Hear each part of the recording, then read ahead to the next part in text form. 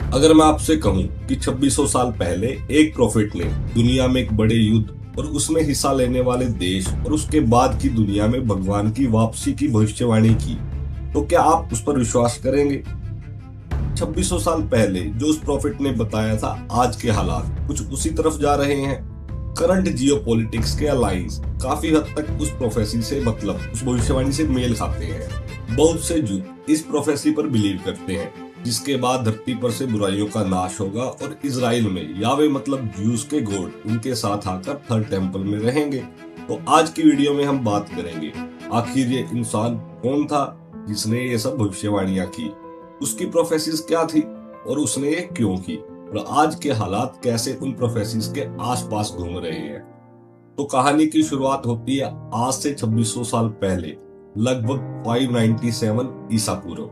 Babylon empire दुनिया का सबसे शक्तिशाली ताकत बन चुका था। ये एम्पायर आज के इराक, जिसे मेसोपोटामिया कहा जाता है, वहां फैला हुआ था। BC 597 बेबीलोन एम्पायर अपने पड़ोसी राज्य यरूशलेम पर हमला करता है। वो शहर को पूरी तरह डिस्ट्रॉय नहीं करते, थोड़ी लूटपाट करते हैं और हजारों इजराइलिट्स को कैद करके बेबीलोन ले जाते हैं। इन कैदियों के बीच एक व्यक्ति था, एजिकिल। आगे चलकर इन्हीं एजिकिल को यरूशलेम टेम्पल में प्रीस्ट बनना था, पर उससे पहले बेबीलोन ने उन्हें स्लेव बना दिया। जब एजिकिल 30 साल का हुआ तो एक दिन एजिकिल एक नहर के किनारे बैठा था। अचानक उसे एक अजीब और भयानक विजन दिखाई दिया। उसने देखा आकाश में तूफानी बादल उठता है। उस बादल के अंदर 4 अजीब क्रिएचर हैं। उनके 4 फेसेस हैं, जिनके पंख एक दूसरे को छू रहे हैं। उनके पास 4 व्हील्स घूम रहे हैं और उनके ऊपर एक चमकदार प्लेटफॉर्म है, और उस प्लेटफॉर्म के ऊपर एक थ्रोन यानी सिंहासन है। उस थ्रोन पर एक आग की तरह चमकता हुआ आदमी बैठा है। उसे देखते ही एजिकिल समझ गया यही गॉड है, पर उसे एक बात समझ नहीं आई, भगवान यहाँ क्या कर रहे हैं? उन्हें तो यरूशलेम के टेम्पल में होना चाहिए था। गॉड फिर एजिकिल को सच्चाई बताते हैं। इजराइल के लोगों ने गॉड के साथ किया हुआ प्रॉमिस तोड़ दिया है और उन्होंने आइडियल्स और दूसरे भगवान की पूजा शुरू कर दी है। सोसाइटी में इनजस्टिस और वायलेंस फैल गया, इसलिए गॉड ने अपना टेम्पल छोड़ दिया। उस दिन गॉड एजिकिल को अपना प्रॉफिट अपॉइंट करते हैं और उसे एक मैसेज लोगों में फैलाने का ऑर्डर देते हैं। वो असली भगवान की पूजा करे, मोसेस के बताए हुए नियमों पर चले, वरना यरूशलेम पर फिर से अटैक होगा और इस बार टेम्पल को डिस्ट्रॉय कर दिया जाएगा। पर लोगों ने एजिकिल की बात नहीं मानी। लगभग 586 BC भगवान की वो बात सच्चाई में बदल गई। बेबीलोन ने यरूशलेम पर फिर से हमला किया और इस बार टेम्पल और सिटी को पूरी तरह से डिस्ट्रॉय कर दिया। यह इजराइल के इतिहास की सबसे बड़ी कैटास्ट्रोफी थी। तब इजराइल के लोगों को लगा क्या गॉड ने उन्हें हमेशा के लिए छोड़ दिया? लेकिन एजिकिल के विजन यहीं खत्म नहीं होते। एक दिन गॉड उसे एक और विजन दिखाता है। एजिकिल खुद को एक बड़ी वैली में खड़ा देखता है। वैली आदमियों की हड्डियों से भरी हुई थी। यह इजराइल की स्पिरिचुअल कंडीशन का सिंबल था। फिर भगवान कहते हैं, एक दिन मैं अपने स्पिरिट को भेजूंगा और इन हड्डियों को फिर से जीवन मिलेगा। तभी बहुत जोरदार हवा चलती है और हड्डियां जुड़ने लगती है। उन पर स्किन आ जाती है और अचानक मृत लोग जीवित हो जाते हैं। यह विजन बताता था गॉड फ्यूचर में एक नई क्रिएशन करने वाले हैं। इसी के साथ गॉड एजिकिल को एक और इम्पोर्टेंट प्रोफेसी देता है। यही वो प्रोफेसी है जिसे आज ज्यूज मानते हैं कि उसका टाइम आ गया। इन प्रोफेसी के अकॉर्डिंग फ्यूचर में एक मैसेनिक किंग आएगा, मतलब मसीहा। यह किंग लोगों को गॉड के पास वापस लाएगा। ज्यूज लोग फिर से यरूशलेम में इकट्ठा होंगे और एक साथ रहेंगे और फिर से ट्रू गॉड की वर्शिप करेंगे। यरूशलेम में खुशहाली होगी और यह दुनिया की रिचेस्ट किंगडम बन जाएगा। और तब एक युद्ध होगा जिसे एजिकिल की बुक चैप्टर 38 में गोग मैगोग का वार कहा गया है। इसमें गोग वो लीडर है जो एंटी इजराइल फोर्सेस को लीड करेगा और मैगोग वो जगह है जहां से ये आएगा।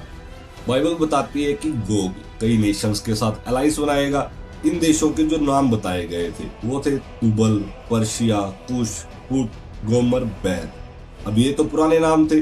जो लोग इस प्रोफेसी को सही मानते हैं तो उनका कहना है पर्शिया आज का ईरान है, कुश आज का सूडान या इथोपिया हो सकता है।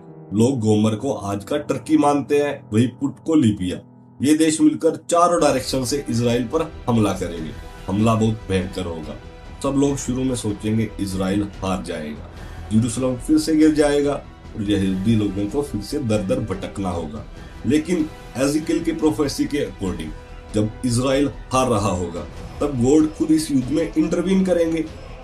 उन्हें विजन में दिखता है कि एक भयंकर अर्थक्वेक में गोग की काफी सेना खत्म हो जाएगी, फिर उन पर आग की बारिश होगी और गोग की पूरी आर्मी डिस्ट्रॉय हो जाएगी। गॉड खुद गोग का विनाश करेंगे। इस धरती पर यह ह्यूमन एविल की अंतिम हार होगी। एजिकियल की प्रोफेसी कहती है इस वॉर के बाद जेरूशलम में सोलोमन टेम्पल से भी बड़ा और भव्य थर्ड टेम्पल बनेगा। भगवान फिर से जेरूशलम लौटेंगे और ज्यूज लोगों के साथ रहेंगे। बहुत से ज्यूज करंट में चल रहे मिडल ईस्ट के अलग अलग कॉन्फ्लिक्ट्स को इसी कड़ी से जोड़कर देखते हैं। कुछ तो अभी भी चल रहे ईरान यूएस से इजराइल वार को वही लड़ाई बताते हैं। हालांकि जब मैं आज के हालात इन प्रोफेसी से जोड़कर देखता हूँ तो लगता है कोरी बकवास है, क्योंकि आज के टाइम में कुछ लोग पुतिन को वह गोग बताते हैं, जबकि पुतिन खुद कह चुके हैं वो कभी इजराइल पर हमला नहीं करेंगे, क्योंकि वहाँ काफी रशियन स्पीकिंग लोग रहते हैं। सबसे बड़ी बात, इस प्रोफेसी के अकॉर्डिंग कई देश मिलकर इजराइल पर हमला करेंगे, और आज तो उल्टा हो रहा है। इजराइल यूएसए के साथ मिलकर एक ऐसे देश पर हमला कर रहा है जो कि 40 साल से यूएसए के सैंक्शन झेल रहा है, जिसकी इकोनॉमी काफी हद तक कमजोर हो चुकी, लेकिन फिर भी इन हमलों का हौसलों के साथ सामना कर रहा है। मुझे तो लगता है अगर ये प्रोफेसी सच भी होती है और गॉड धरती पर आते हैं तो पहले यूएसए और इजराइल की कुटाई करेंगे, ना कि गोग की। इसी तरह क्रिश्चियन, इस्लाम और हिंदू धर्म में भी अंतिम दिनों की एक लड़ाई की भविष्यवाणी की गई है, जो कि इससे काफी अलग है। अगर ये प्रोफेसी सच्ची होती है तो बाकी रिलीजन कहाँ जाएंगे?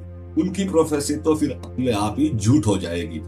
तो जो भी आपको बोल रहा है इट्स एंड टाइम, और ये देखो प्रोफेसी हुई थी जो सच होने वाली है, तो उसे कहो चिल मारे और मेरे चैनल को सब्सक्राइब करें। वीडियो को पूरा देखने के लिए आपका धन्यवाद।